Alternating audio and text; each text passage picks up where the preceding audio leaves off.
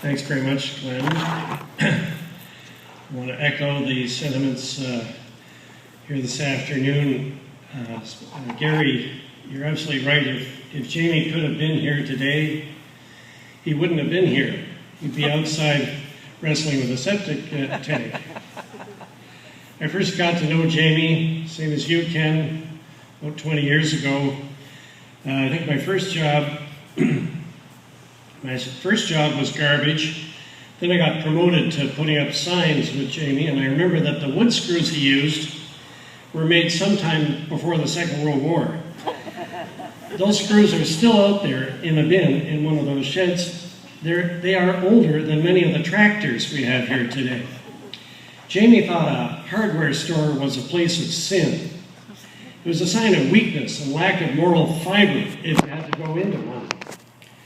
Jamie, he would be more likely to go into a bar in the middle of the day than he would go to Home Depot and buy new steel fence posts. As the mayor of Lavender, and for a couple of terms as a very popular member of the Township Council, I often thought that if more people in government were like Jamie, it would cost about a third of what it does, and we'd all have a lot more affection for it. The first time I went to Jamie's house in Lavender, I was struck by all the books and the music on the shelves. You see, Jamie had a British public school education, which made him a bit like the character Bertie Wooster from the P.G. Wodehouse books. He had a smattering of Latin. He could recite snips and snatches from Shakespeare, Milton, and a lot of other writers who appear in the Oxford Book of English Verse. He loved Mozart and Beethoven and CBC radio. He read widely. He went to the theater.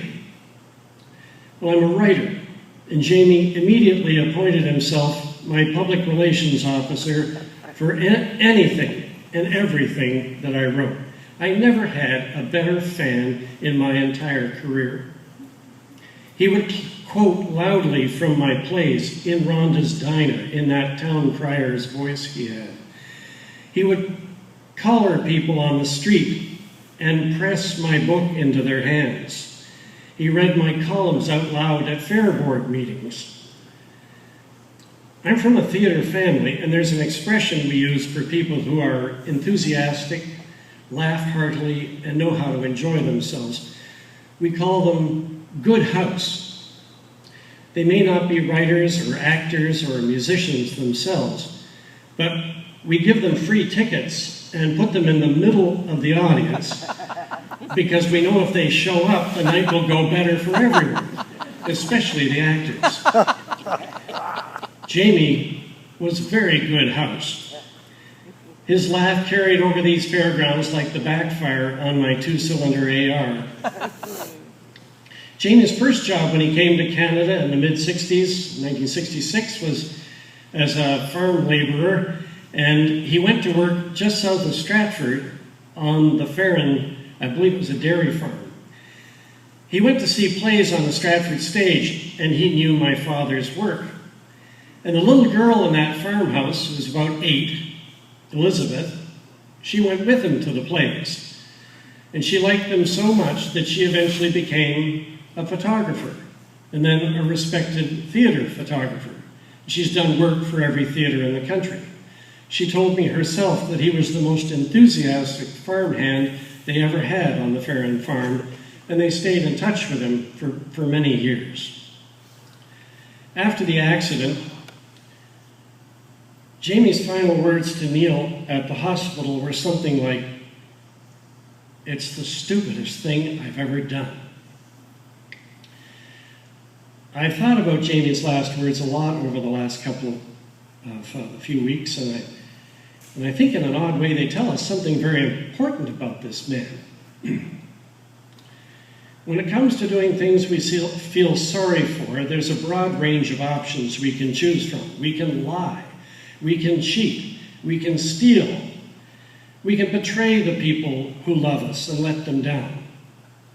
Most of us have a few regrets about what we've said or done over our lifetimes.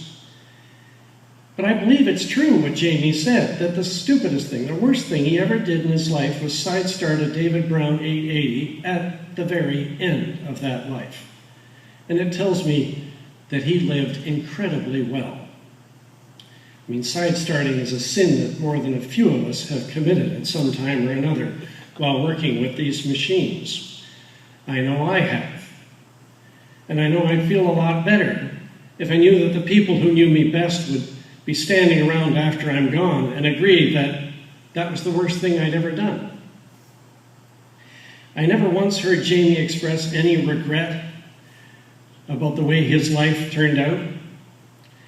If there were any regrets he had, it was that they invented the Lucas electrical system. He loved being the mayor of Lavender. He loved the hills you drove through this afternoon.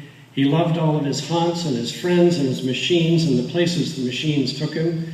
He loved the rams that grazed his little orchard every summer. He loved these fairgrounds, and he poured all of his energies into it. He hauled his little trailer to the site and lived in it for a week before the fair and a week after to clean up. And I don't think I know anyone else who spent so much of his life doing exactly what he wanted and yet managed to make the world a better place. And so we say goodbye to the mayor of Lavender, the life member of the fair board, the founder of the Dunedin Tractor Rally, the regular at Rhonda's Diner. And the highest compliment I can give him, the highest compliment we pay in the theater, he was good house, very good house, the best house. Thank you.